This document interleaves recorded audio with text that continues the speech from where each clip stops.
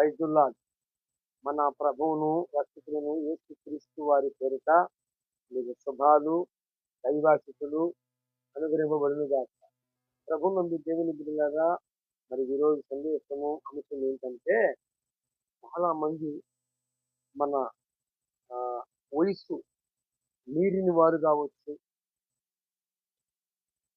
కొందరు నడికారు వయసు వాళ్ళు కావచ్చు, మరికొందరు యవన ప్రాయములో ఉన్నవారు కావచ్చు. మనం వాళ్ళని ఒక ప్రశ్న అడిగితే వాళ్ళు చెప్పే మాట ఏంటంటే, పక్షులకు కూడా, సకల జీవరాశులకు కూడా ఆత్మలు ఉన్నాయి అంటారు. మరి ఆ, దానికి పరిశుద్ధ గ్రంథము ఆ మాటకి ఏకీభవించట్లేదు.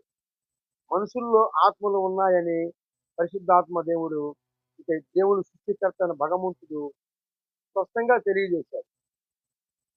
మనిషిలో ఆత్మ ఉన్నదంటే నమ్మవచ్చు. ఏమండి? సకల జీవరాశుల్లో ఆత్మ ఉన్నదంటే నమ్మటానికి మరి అవకాశం లేదు. ఎందుకంటే మనుషుని యొక్క నిర్మాణం వేరండి, జీవరాశుల నిర్మాణం వేరు. మరి అవి చక్కగా చక్కగా మరి అలాగైతే ఒక ప్రశ్న వేస్తారు, ఒక ప్రశ్న అడుగుతారు. అలాగైతే బాగానే ఉంది అన్నయ్య, మరి జీవరాశుల్లో పశువులు కావచ్చు, పక్షులు కావచ్చు, సకల విధమైన జీవరాశులలో మరి మరి అవి యజమానులు గుర్తుపడుతున్నాయి. కొన్ని జంతువులు అయితే ఖచ్చితంగా గుర్తుపట్టి ఇంటికి వస్తాయి. కొన్ని జంతువులు కొన్ని విశ్వాసం కలిగినవి అయితే తన యొక్క యజమానుడికి మరి ఏదన్నా హాని కలిగితే మరి దాని నుండి కాపాడుతున్నాయిగా. మరి ఆత్మ లేదు అంటున్నారు, మరి ఇది ఎట్ట సాధ్యము అని అడిగారా? అడిగితే దానికి బైబిలే సాక్ష్యం ఇస్తుంది. ఏమండి? మనుషులకి ఆత్మలో మనుషులకు కావాల్సినంతా కూడా ఇమిడ్చి దేవుడు నిర్మాణం చేశాడు ఆత్మలో. దీనికి మనకి ఆ లేవి కాండములో కూడా రాయబడి ఉంది. అంటే ఏంటంటే, మీకు ఆకుకూరల వలె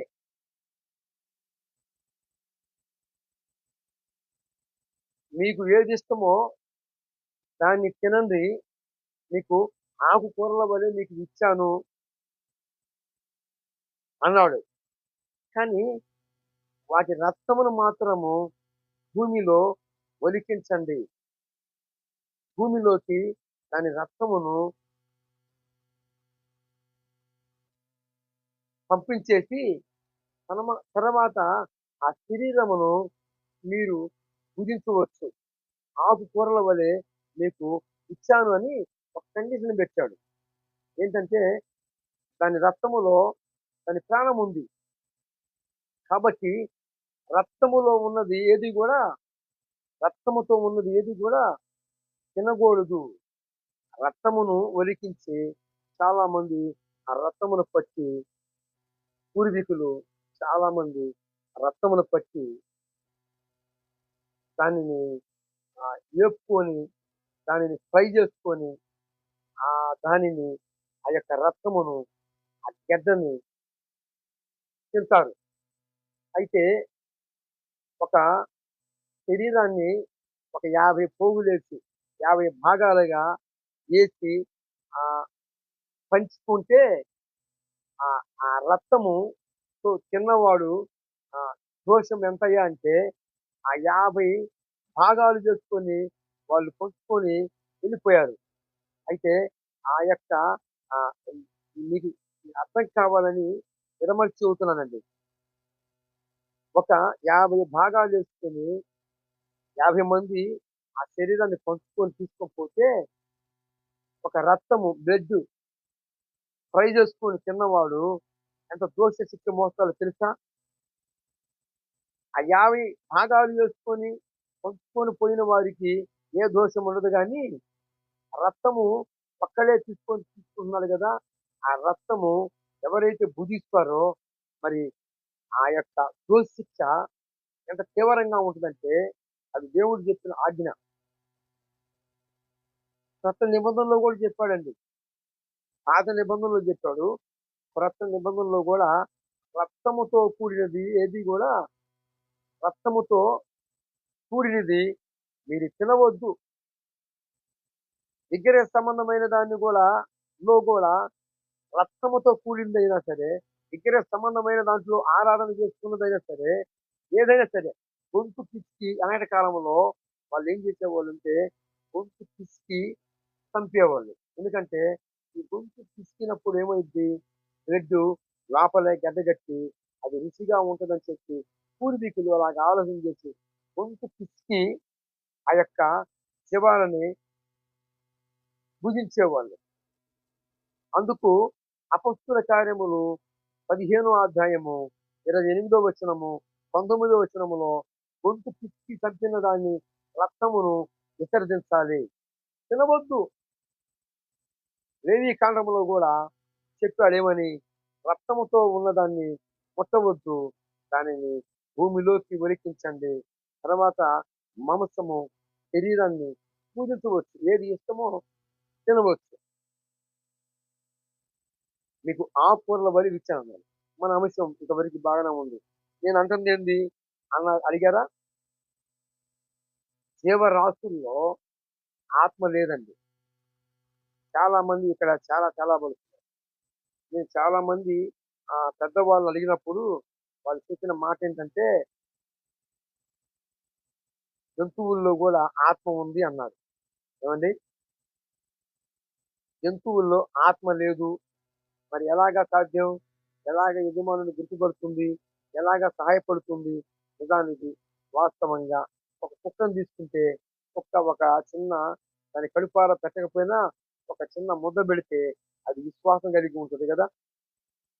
తన యొక్క ఆ యొక్క ముద్ద, అన్న ముద్ద గావచ్చు, దానికి ఏదైనా గాని అందించిన వాడిని కొన్ని సంవత్సరాలైనా సరే అది మర్చిపోదు. ఎలాగ సాధ్యం? ఆత్మ ఉంటేనే గదా సాధ్యం. మరి నువ్వేంది ఆత్మ లేదు అంటున్నావు అని అడిగారేమో. ఏవండీ? మనుషులకేమో ఆత్మలో ఉంచితే, సకల జీవరాశులకేమో ప్రాణములో ఉంచాడు. అంటే తన రక్తములో మనకు కావాల్సిన సైతాలజీ అంతా గూడా సకల జీవరాశుల రక్తములో పొందుపరిచాడు భగవంతుడు. ఆయన అన్నిటికీ సాలినవాడు. సృష్టిని శూన్యములో చేసినవాడు. శూన్యములో ఉన్న సృష్టిని సుందరముగా మలిచి మనకి సుందరమైన సృష్టినిగా మనకి మార్చి ఇచ్చినవాడు. ఏవండీ? ఈ సృష్టి చెయ్యక మునుపు ఎలాగ ఉంది? శూన్యములో ఉంది. సుందరంగా లేదు. ఇలాంటి శూన్యములో ఉన్న సృష్టిని సుందరంగా చేసి ఇచ్చిన దేవుడికి సమస్తము సాధ్యమే. ఎందుకంటే మనం అసలు ఉనికిలోనే లేము. కానీ మనల్ని తల్లి గర్భం నుండి చిన్నముగా చేశారు. అసలకి ఆ అమ్మ ఎక్కడి నుంచి వచ్చింది? ఒక మగ పురుషుల్లో నుంచి, నరులో నుంచి తీయబడింది కాబట్టి నారి అని పిలువబడింది అవ్వ. ఏమండి? ఎంత సాధ్యము? ఆయనకి సమస్తము సాధ్యమే. ఏలులో నుండి ఈ గోరు ఎలాగ వస్తుంది? ఇక్కడ నుంచి ఇదంతా కూడా రావచ్చుగా? కాదు, కాదు, కాదు. ఈ ఈ ఈ కొద్ది భాగం నుంచే గోరు ముందుకు పెరుగుతూ ఉంటది. మరి సైన్స్ పరంగా మా సైన్స్ గొప్ప, మా టెక్నాలజీ గొప్ప అన్న వారిని ఇలాగ గోరు వచ్చేటట్టు చేయమని చూద్దాం. నా సైన్స్ గొప్ప, టెక్నాలజీ గొప్ప అన్న వారిని ఇలాగ ఏమి లేదండి. ఇలాగ గోరు ఇక్కడి నుంచి వచ్చేటట్టు చేయమనండి. ఎవరి వల్ల కాదు. ఎందుకంటే సృష్టికర్త మాత్రమే అలా చేయగలిగిన వాడు. అలాగా యోబు గ్రంథము 12వ అధ్యాయము 10వ వచనం మనకు సాక్ష్యం ఇస్తుంది. సకల జీవరాశుల యొక్క ప్రాణమట ఆయన వశమున ఉన్నదట. మరి నరుల ఆత్మలు అంటే మనుషుల్లో ఉన్న ఆత్మలు కూడా ఆయన వశమునే ఉన్నవేట. ప్రాణం తీయాలన్నా, ప్రాణం పోయాలన్నా సృష్టికర్త వశమున ఉన్నాయట. Praise the Lord. ప్రభువునందు దేవుని బిడ్డలారా గమనించండి, గుర్తుపట్టండి. జంతువులలో ఆత్మ లేదు. ఆత్మ ఉన్నది మనుషుల్లో మాత్రమే. ఒక తల్లి, తండ్రిగా ఉన్నవారు వారిని ఆహ్, తల్లి 9 నెలలు మోస్తుంది. పిండముగా ఉన్న ఆ పిండమును మోసి ఆ యొక్క గడియలు ఆసన్నమైనప్పుడు, ప్రసన వేద నొప్పులు ఆసన్నమైనప్పుడు చనిపోయి బ్రతికినట్లుగా బిడ్డకి జన్మనిస్తుంది తల్లి. అందరికీ తెలిసిన సత్యమే. తెలియనిదేం కాదు. అయితే నవమాసాలు మోసిన తల్లి, నవమాసాలు మోసి కనిన తల్లి ఆఖరికి ఎవరిని ప్రేమిస్తుంది? ఏవండీ? ఉదాహరణకి సుబ్బారావో, సుబ్బమ్మో అని పేరు పెట్టి పిలుస్తాం. ఏవండీ? పేరు పెట్టబడుతున్న వారు ఎవరు? శరీరానికా? ఆత్మకా? మిమ్మల్ని అడిగితే మీరేమంటారు? కనపడుతుంది శరీరమే కాబట్టి శరీరానికే అంటారేమో. అది రాంగ్ స్టెప్పు. అలాగైతే పప్పులో కాలేసినట్లే. అంటే కాలేస్తే పప్పు తినాది కాదు అని అర్థం. చాలా మందికి ఈ అర్థం తెలీదు. పప్పులో కాలేశారు, పప్పులో కాలు పడితే ఇంక తింటారా? తినలేరు. కాబట్టి తల్లి ప్రేమిస్తుంది. ఎవరిని? ఆత్మని. మరి శరీరాన్ని? శరీరాన్ని కూడా ప్రేమిస్తుంది. ఎంతవరకు? ఆత్మ ఆ శరీరంలో ఉన్నంత వరకు. ఉదాహరణకి ఒకరు చనిపోయారు. చనిపోయిన తర్వాత తల్లి ఎవరిని ప్రేమిస్తుంది? శరీరాన్ని ప్రేమిస్తుంది అంటారేమో. శరీరాన్ని ప్రేమిస్తే తల్లిగా, తండ్రిగా ఉన్నవారు మరి ఆ శరీరాన్ని భద్రపరిచి అలాగనే ఉంచుకోవాలిగా. మరెందుకు? పలానా సుబ్బారావు పోయాడు, పలానా సుబ్బాయమ్మ పోయింది, ఆ! పలాని పుల్లమ్మ పోయింది. ఇక్కడే ఉంది కదండీ శరీర రూపంలో. చనిపోయారు. అరే కళ్ళ ముందునే ఉన్నారు గదా! పెద్ద ఏసీ బాక్స్ ఒకటి పెట్టి, ఆ బాక్స్‌లో భద్రంగా పెట్టి ఉంచుతారు గదా! ఏవండీ? మరి పోయారని ఫోన్ కాల్ చేసి చెప్తారెందుకు? అంటే ఒక స్నేహితుడు స్నేహితుడిని ప్రేమించినా, స్నేహితురాలు స్నేహితురాలిని ప్రేమించినా కనపడని ఆత్మకే పేరు. సుబ్బాయమ్మైనా, పుల్లమ్మైనా, ఎల్లమ్మైనా, ఇంకొక పేరు కలిగిన ఆమైనా, ఒక వ్యక్తి అయినా ఏవండీ? ఆత్మ వెళ్ళిపోతే ఉన్న శరీరము శవము. మాటాలని శవము. అలాగైతే మరి పరిస్థితి దేనికి అని అడిగారేమో. ఈ ఈ ఈ ఈ దేహము ధరించిన ఆత్మకి, ఆత్మ ధరించిన దేహానికి కూడా పరిస్థితి ఉంటది రేపొద్దున. చాలా మంది తెలియగలిగిన వాళ్ళు ఏమంటున్నారంటే, మరి ఆ దేహముకు ఎలాంటి సంబంధం లేదు. మరి ఆత్మ పోయి నరకంలో పడిద్ది అని చెప్పి చాలా మంది చాలా రకాలుగా తెలియజేస్తున్నారు. అయితే 2 కొరింథీ పత్రిక 5వ అధ్యాయము 10వ వచనము ఒప్పుకోట్ల. ఎందుచేతననగా దేహంతో జరిగించిన మంచివైనా సరే, చెడ్డవైనా సరే, క్రీస్తు న్యాయపీఠం ఎదుట అదృశ్యమైనప్పుడు ప్రతి వాని లెక్క అప్పగించవలెను. అప్పచెప్పాలట. కాబట్టి తల్లి ఎవరిని ప్రేమిస్తుంది? తల్లిదండ్రి ఆత్మను. మరి శరీరం ప్రేమించట్లేదా? శరీరాన్ని ప్రేమించట్లేదా? తప్పకుండా ప్రేమిస్తుంది. ఇప్పుడు ఆ శరీరము ఆత్మ కలిగి ఉన్నప్పుడు, ఆ శరీరాన్ని ఆత్మ వదిలిపెట్టి దేవుని పిలిచినప్పుడు లేదా మరి 2 స్థలాలకెళ్తుంది. ఒకటి మోక్షము, మరొకటి పాతాళం. ఒకటి పరలోకము, మరొకటి పాతాళం. ఈ 2 స్థలాలే ఉన్నది. ఆత్మ వదిలిపెట్టి వెళ్ళిన తర్వాత శరీరము ఏమైతుంది? పరసలేనిది శవమైతుంది.